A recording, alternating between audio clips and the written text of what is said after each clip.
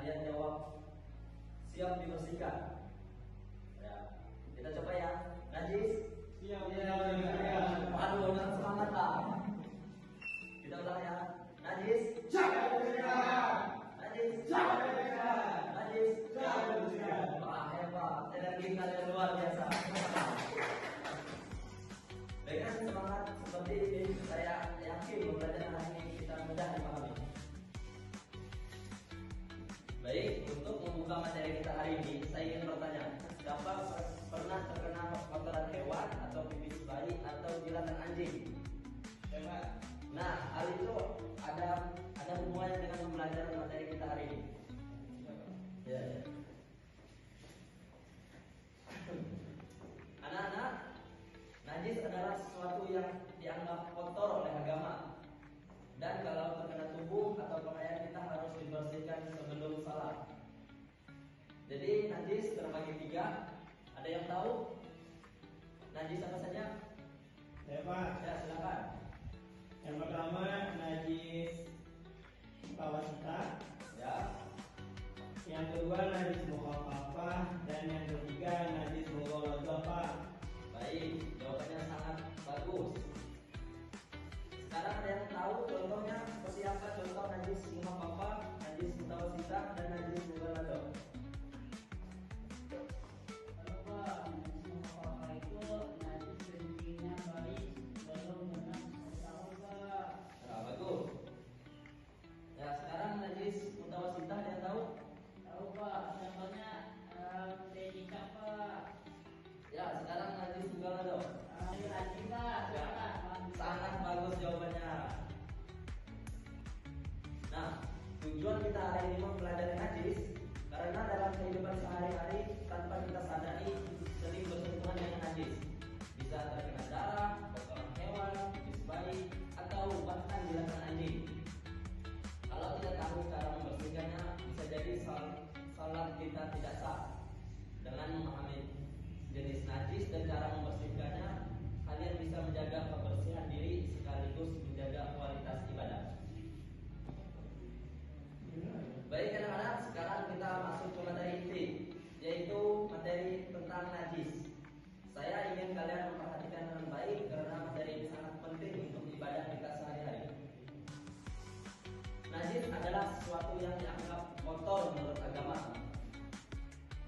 Jadi di sini pembagian najis ada 3. Nanti kita bahas satu persatu ya. Najis pertama itu najis mukhafafah, yaitu najis yang ringan. Adalah contohnya itu seperti pipis bayi yang hanya minum ASI. Dan yang kedua najis sedang atau mutawasita. Najis sedang ini adalah najis sering kita jumpai sehari-hari.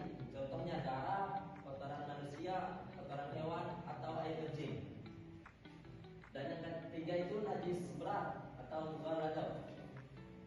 Najis berat adalah najis yang berasal dari anjing dan babi, termasuk air liurnya, bulunya, bahkan jilatannya. Oke, sekarang kita beri contoh agar kalian mudah dipahami.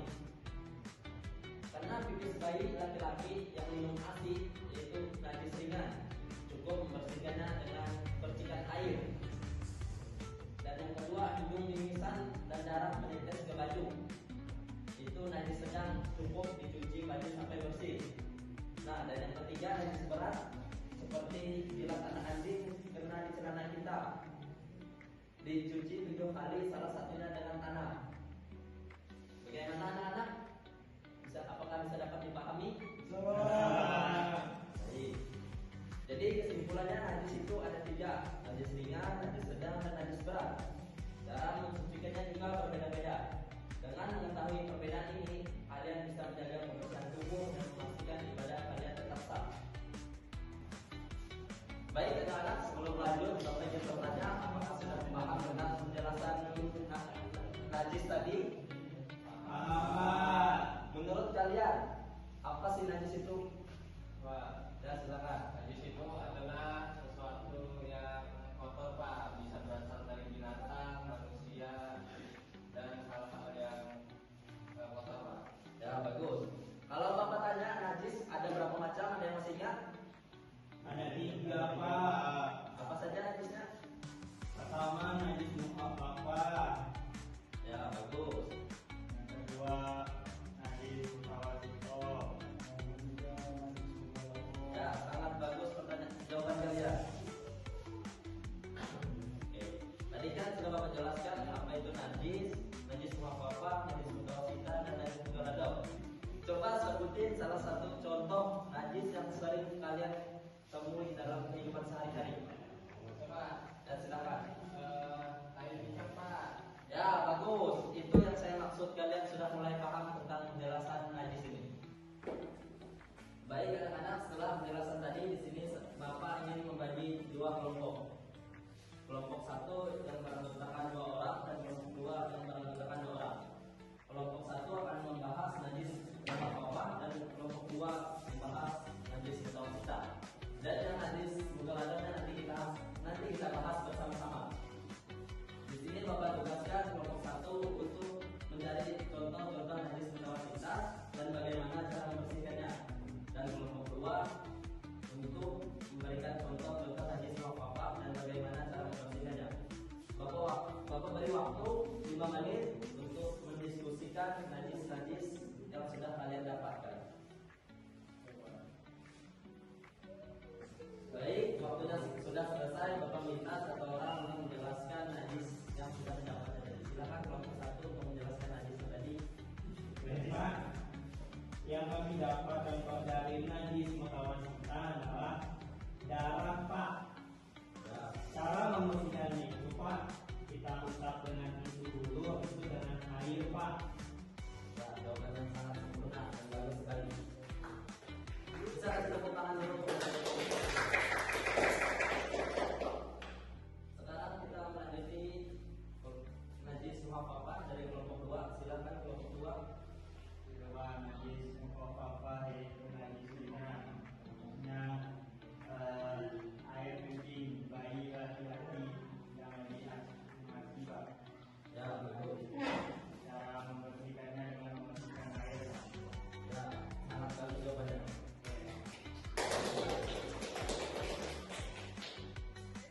Kalau kita perlu kesimpulan. Baik anak-anak, sebelum kita sedang pembelajaran, apakah ada yang bisa menyimpulkan pembelajaran kita pada pagi hari ini? Saya Pak. Ya, silakan. Di sini sebelum menutup pembelajaran, Bapak akan memberi kalian tugas pekerjaan rumah dan bagaimana tugas pekerjaan rumah